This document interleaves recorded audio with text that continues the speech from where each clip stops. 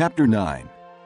When Solomon had finished building the temple of the Lord and the royal palace, and had achieved all he had desired to do, the Lord appeared to him a second time, as he had appeared to him at Gibeon. The Lord said to him, I have heard the prayer and plea you have made before me. I have consecrated this temple which you have built by putting my name there forever. My eyes and my heart will always be there. As for you, if you walk before me in integrity of heart and uprightness, as David your father did, and do all I command and observe my decrees and laws, I will establish your royal throne over Israel forever, as I promised David your father when I said, You shall never fail to have a man on the throne of Israel. But if you or your sons turn away from me, and do not observe the commands and decrees I have given you, and go off to serve other gods and worship them, then I will cut off Israel from the land I have given them, and will reject this temple I have consecrated for my name. Israel will then become a byword and an object of ridicule among all peoples. And though this temple is now imposing, all who pass by will be appalled and will scoff and say, Why has the Lord done such a thing to this land and to this temple? People will answer, Because they have forsaken the Lord their God, who brought their fathers out of Egypt, and have embraced other gods, worshiping and serving them. That is why the Lord brought all this disaster on them. At the end of 20 years, during which Solomon built these two buildings, the temple of the Lord and the royal palace, King Solomon gave 20 towns in Galilee to Hiram king of Tyre, because Hiram had supplied him with all the cedar and pine and gold he wanted. But when Hiram went from Tyre to see the towns that Solomon had given him, he was not pleased with them. What kind of towns are these you have given me, my brother? He asked. And he called them the land of Cable, a name they have to this day. Now Hiram had sent to the king 120 talents of gold. Here is the account of the forced labor King Solomon conscripted to build the Lord's temple, his own palace, the supporting terraces, the wall of Jerusalem, and Hazor, Megiddo, and Gezer. Pharaoh, king of Egypt, had attacked and captured Gezer. He had set it on fire. He killed its Canaanite inhabitants and then gave it as a wedding gift to his daughter, Solomon's wife. And Solomon rebuilt Gezer. He built up Lower Beth Horon, Baalath, and Tadmor in the desert within his land, as well as all his store cities and the towns for his chariots and for his horses, whatever he desired to build in Jerusalem, in Lebanon, and throughout all the territory he ruled. All the people left from the Amorites, Hittites, Perizzites, Hivites, and Jebusites. These peoples were not Israelites, that is, their descendants remaining in the land, whom the Israelites could not exterminate. These Solomon conscripted for his slave labor force, as it is to this day. But Solomon did not make slaves of any of the Israelites. They were his fighting men, his government officials, his officers, his captains, and the commanders of his chariots and charioteers. They were also the chief officials in charge of Solomon's projects, 550 officials supervising the men who did the work. After Pharaoh's daughter had come up from the city of David to the palace Solomon had built for her, he constructed the supporting terraces. 3 times a year, Solomon sacrificed burnt offerings and fellowship offerings on the altar he had built for the Lord, burning incense before the Lord along with them, and so fulfilled the temple obligations. King Solomon also built ships at Ezion-Geber, which is near Elath in Edom, on the shore of the Red Sea. And Hiram sent his men, sailors who knew the sea, to serve in the fleet with Solomon's men. They sailed to Ophir and brought back 420 talents of gold, which they delivered to King Solomon. Chapter 10. When the queen of Sheba heard about the fame of Solomon and his relation to the name of the Lord, she came to test him with hard questions. Arriving at Jerusalem with a very great caravan, with camels carrying spices, large quantities of gold, and precious stones, she came to Solomon and talked with him about all that she had on her mind. Solomon answered all her questions. Nothing was too hard for the king to explain to her. When the queen of Sheba saw all the wisdom of Solomon and the palace he had built, the food on his table, the seating of his officials, the attending servants in their robes, his cupbearers, and the burnt offerings he made at the temple of the Lord, she was overwhelmed. She said to the king, "The report I heard in my own country about your achievements and your wisdom is true. But I did not believe these things until I came and saw with my own eyes. Indeed, not even half was told me. In wisdom and wealth, You have far exceeded the report I heard. How happy your men must be! How happy your officials, who continually stand before you and hear your wisdom! Praise be to the Lord your God, who has delighted in you and placed you on the throne of Israel. Because of the Lord's eternal love for Israel, he has made you king to maintain justice and righteousness. And she gave the king 120 talents of gold, large quantities of spices, and precious stones. Never again were so many spices brought in as those the queen of Sheba gave to King Solomon. Hiram's ships brought gold from Ophir, and from there they brought great cargoes of almug wood and precious stones. The king used the almug wood to make supports for the temple of the Lord and for the royal palace, and to make harps and lyres for the musicians. So much almug wood has never been imported or seen since that day. King Solomon gave the queen of Sheba all she desired and asked for, besides what he had given her out of his royal bounty. Then she left and returned with her retinue to her own country. The weight of the gold that Solomon received yearly was 666 talents, not including the revenues from merchants and traders and from all the Arabian kings and the governors of the land. King Solomon made 200 large shields of hammered gold. 600 bekas of gold went into each shield. He also made 300 small shields of hammered gold, with 3 minas of gold in each shield. The king put them in the palace of the forest of Lebanon. Then the king made a great throne, inlaid with ivory and overlaid with fine gold. The throne had 6 steps, and its back had a rounded top. On both sides of the seat were armrests, with a lion standing beside each of them. 12 lions stood on the 6 steps, one at either end of each step. Nothing like it had ever been made for any other kingdom. All King Solomon's goblets were gold, and all the household articles in the palace of the forest of Lebanon were pure gold. Nothing was made of silver, because silver was considered of little value in Solomon's days. The king had a fleet of trading ships at sea along with the ships of Hiram. Once every 3 years it returned, carrying gold, silver, and ivory, and apes and baboons. King Solomon was greater in riches and wisdom than all the other kings of the earth. The whole world sought audience with Solomon to hear the wisdom God had put in his heart. Year after year, everyone who came brought a gift: articles of silver and gold, robes, weapons and spices, and horses and mules.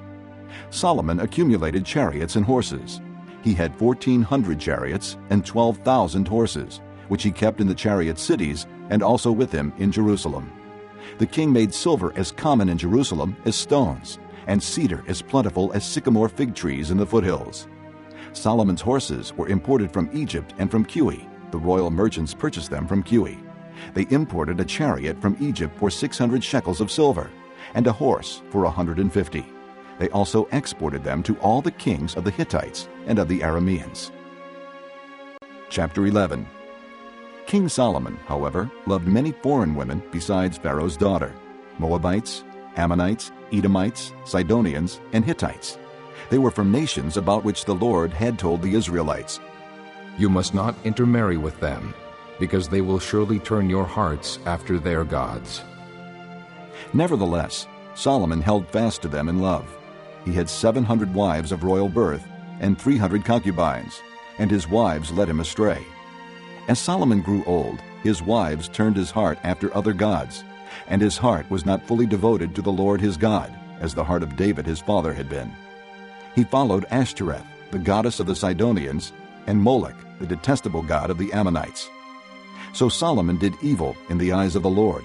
He did not follow the Lord completely, as David his father had done. On a hill east of Jerusalem, Solomon built a high place for Chemosh, the detestable god of Moab, and for Molech, the detestable god of the Ammonites.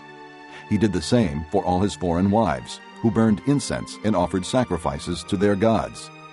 The Lord became angry with Solomon because his heart had turned away from the Lord, the God of Israel, who had appeared to him twice.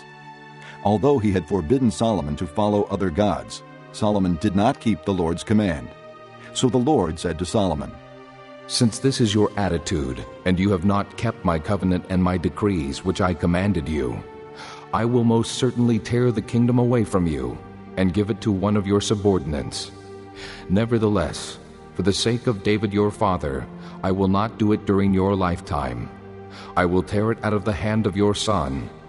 Yet I will not tear the whole kingdom from him, but will give him one tribe for the sake of David my servant, and for the sake of Jerusalem, which I have chosen." Then the Lord raised up against Solomon an adversary, Hadad the Edomite, from the royal line of Edom. Earlier, when David was fighting with Edom, Joab, the commander of the army, who had gone up to bury the dead, had struck down all the men in Edom. Joab and all the Israelites stayed there for 6 months, until they had destroyed all the men in Edom. But Hadad, still only a boy, fled to Egypt with some Edomite officials who had served his father. They set out from Midian and went to Paran.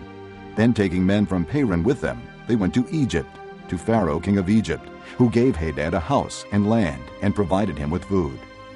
Pharaoh was so pleased with Hadad that he gave him a sister of his own wife, Queen Tahpenes, in marriage. The sister of Tahpenes bore him a son named Genubath, whom Tahpenes brought up in the royal palace. There Genubath lived with Pharaoh's own children. While he was in Egypt, Hadad heard that David rested with his fathers, and that Joab the commander of the army was also dead. Then Hadad said to Pharaoh, "Let me go, that I may return to my own country." "What have you lacked here that you want to go back to your own country?" Pharaoh asked. "Nothing," Hadad replied. "but do let me go." And God raised up against Solomon another adversary, Rezon, son of Eliada, who had fled from his master, Hadadezer, king of Zobah. He gathered men around him and became the leader of a band of rebels when David destroyed the forces of Zobah. The rebels went to Damascus, where they settled and took control. Rezon was Israel's adversary as long as Solomon lived, adding to the trouble caused by Hadad. So Rezon ruled in Aram and was hostile toward Israel. Also, Jeroboam, son of Nebat, rebelled against the king. He was one of Solomon's officials, an Ephraimite from Zeradah, and his mother was a widow named Zeruiah. Here is the account of how he rebelled against the king. Solomon had built the supporting terraces and had filled in the gap in the wall of the city of David his father. Now Jeroboam was a man of standing, and when Solomon saw how well the young man did his work, he put him in charge of the whole labor force of the house of Joseph. About that time, Jeroboam was going out of Jerusalem, and Ahijah, the prophet of Shiloh, met him on the way, wearing a new cloak.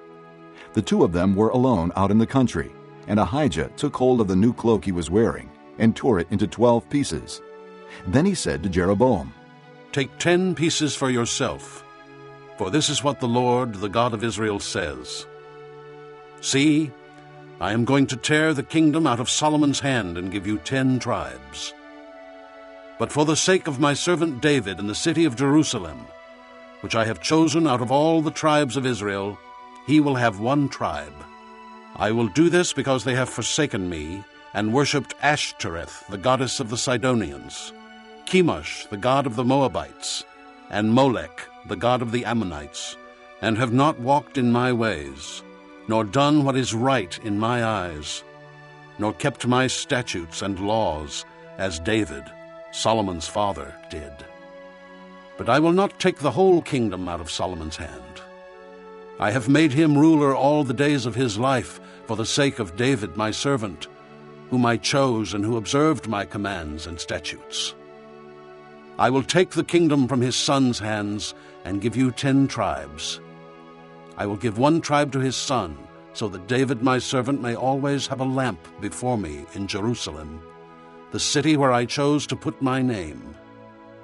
However, as for you, I will take you, and you will rule over all that your heart desires. You will be king over Israel.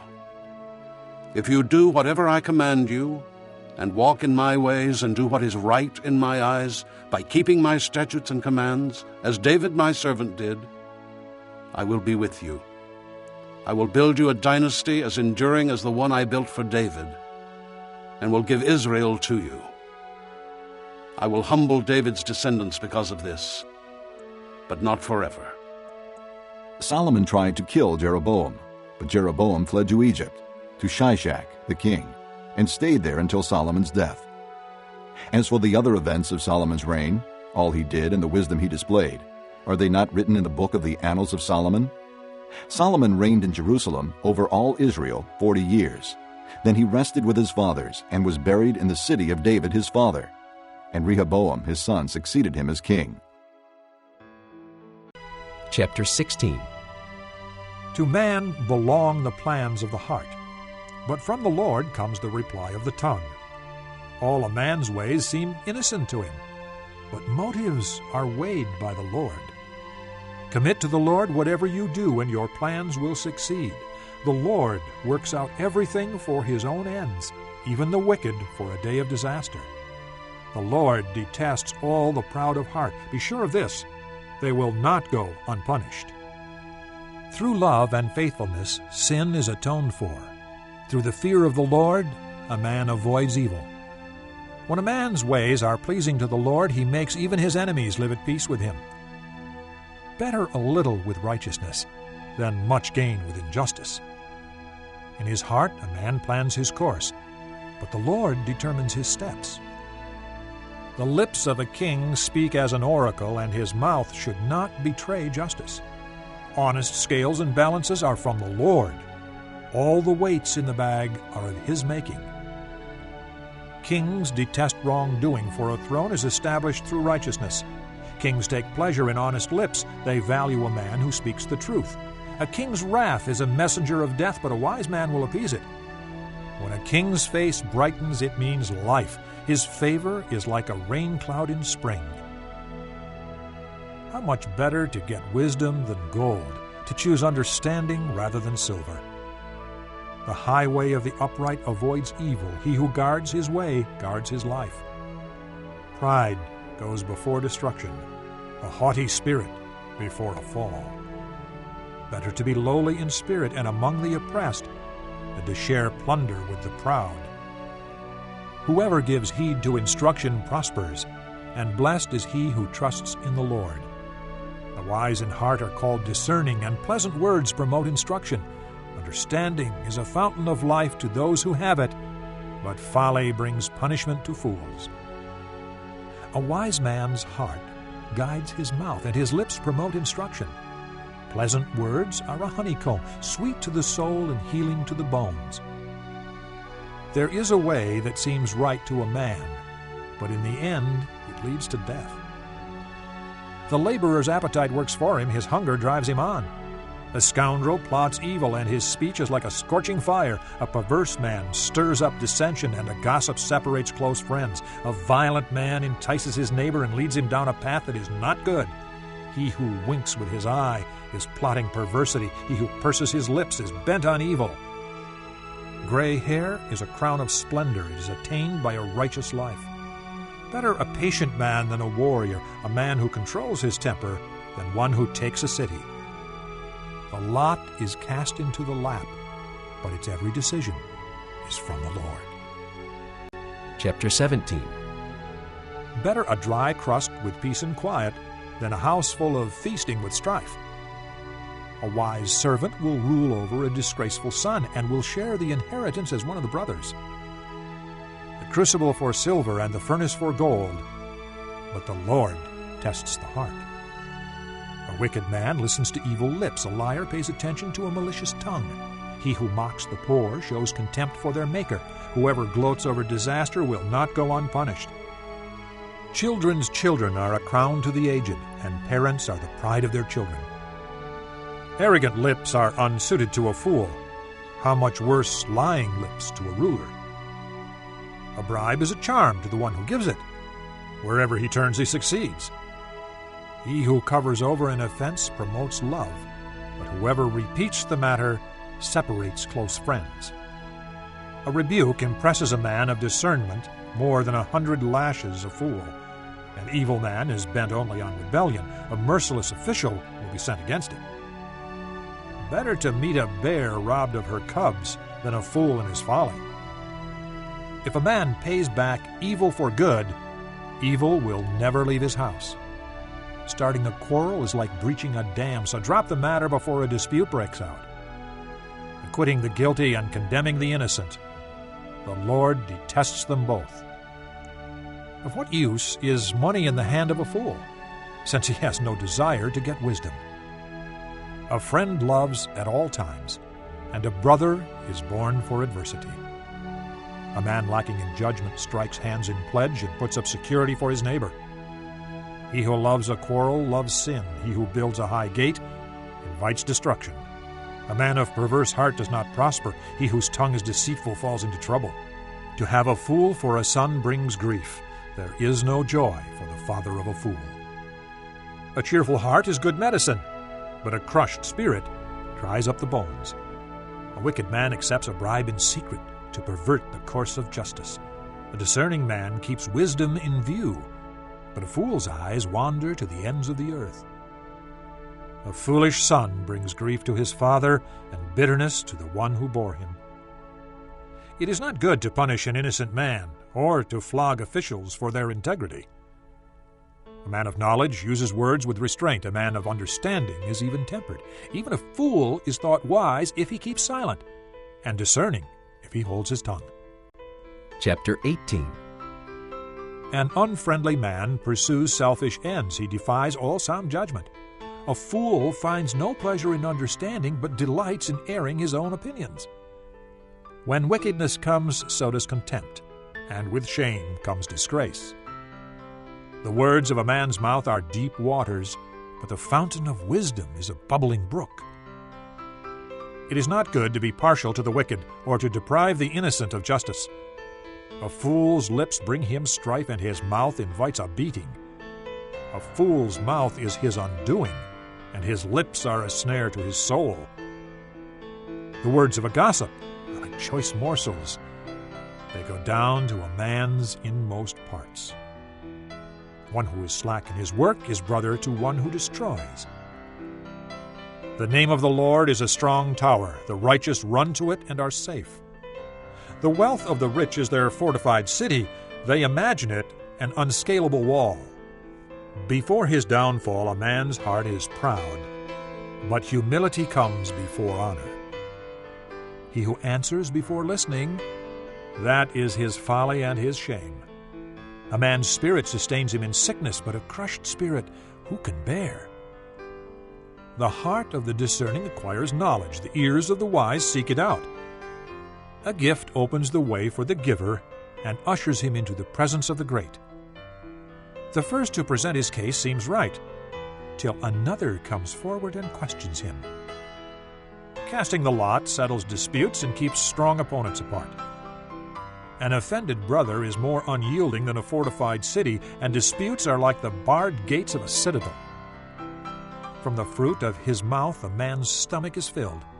With the harvest from his lips he is satisfied. The tongue has the power of life and death, and those who love it will eat its fruit. He who finds a wife finds what is good and receives favor from the Lord. A poor man pleads for mercy, but a rich man answers harshly. A man of many companions may come to ruin, but there is a friend who sticks closer than a brother. Chapter 19. Better a poor man whose walk is blameless than a fool whose lips are perverse. It is not good to have zeal without knowledge, nor to be hasty and miss the way. A man's own folly ruins his life, yet his heart rages against the Lord. Wealth brings many friends, but a poor man's friend deserts him. A false witness will not go unpunished, and he who pours out lies will not go free. Many curry favor with the ruler, and everyone is the friend of a man who gives gifts. A poor man is shunned by all his relatives. How much more do his friends avoid him? Though he pursues them with pleading, they are nowhere to be found. He who gets wisdom loves his own soul. He who cherishes understanding prospers. A false witness will not go unpunished, and he who pours out lies will perish. It is not fitting for a fool to live in luxury. How much worse for a slave to rule over princes. A man's wisdom gives him patience. It is to his glory to overlook an offense. A king's rage is like the roar of a lion, but his favor is like dew on the grass. A foolish son is his father's ruin, and a quarrelsome wife is like a constant dripping. Houses and wealth are inherited from parents, but a prudent wife is from the Lord. Laziness brings on deep sleep, and the shiftless man goes hungry. He who obeys instructions guards his life, but he who is contemptuous of his ways will die. He who is kind to the poor lends to the Lord, and he will reward him for what he has done. Discipline your son, for in that there is hope. Do not be a willing party to his death. A hot-tempered man must pay the penalty. If you rescue him, you will have to do it again. Listen to advice and accept instruction, and in the end you will be wise. Many are the plans in a man's heart, but it is the Lord's purpose that prevails. What a man desires is unfailing love. Better to be poor than a liar. The fear of the Lord leads to life. Then one rests content, untouched by trouble. The sluggard buries his hand in the dish. He will not even bring it back to his mouth. Flog a mocker, and the simple will learn prudence. Rebuke a discerning man, and he will gain knowledge. He who robs his father and drives out his mother is a son who brings shame and disgrace. Stop listening to instruction, my son, and you will stray from the words of knowledge. A corrupt witness mocks at justice, and the mouth of the wicked gulps down evil. Penalties are prepared for mockers, and beatings for the backs of fools. Chapter 20. Wine is a mocker, and beer a brawler. Whoever is led astray by them is not wise. A king's wrath is like the roar of a lion. He who angers him forfeits his life. It is to a man's honor to avoid strife, but every fool is quick to quarrel. A sluggard does not plow in season, so at harvest time he looks, but finds nothing. The purposes of a man's heart are deep waters, but a man of understanding draws them out. Many a man claims to have unfailing love, but a faithful man who can find? The righteous man leads a blameless life. Blessed are his children after him. When a king sits on his throne to judge, he winnows out all evil with his eyes. Who can say, I have kept my heart pure, I am clean and without sin? Differing weights, differing measures, the Lord detests them both. Even a child is known by his actions, by whether his conduct is pure and right. Ears that hear and eyes that see, the Lord has made them both. Do not love sleep, or you will grow poor. Stay awake, and you will have food to spare. It's no good, says the buyer. Then off he goes and boasts about his purchase. Gold there is, and rubies in abundance, but lips that speak knowledge are a rare jewel. Take the garment of one who puts up security for a stranger. Hold it in pledge if he does it for a wayward woman. Food gained by fraud tastes sweet to a man, but he ends up with a mouthful of gravel. Make plans by seeking advice. If you wage war, obtain guidance. A gossip betrays a confidence, so avoid a man who talks too much. If a man curses his father or mother, his lamp will be snuffed out in pitch darkness. An inheritance quickly gained at the beginning will not be blessed at the end. Do not say, I'll pay you back for this wrong. Wait for the Lord, and he will deliver you. The Lord detests differing weights, and dishonest scales do not please him. A man's steps are directed by the Lord. How then can anyone understand his own way? It is a trap for a man to dedicate something rashly and only later to consider his vows. A wise king winnows out the wicked. He drives the threshing wheel over them. The lamp of the Lord searches the spirit of a man. It searches out his inmost being. Love and faithfulness keep a king safe. Through love his throne is made secure. The glory of young men is their strength. Gray hair, the splendor of the old. Blows and wounds cleanse away evil, and beatings purge the inmost being.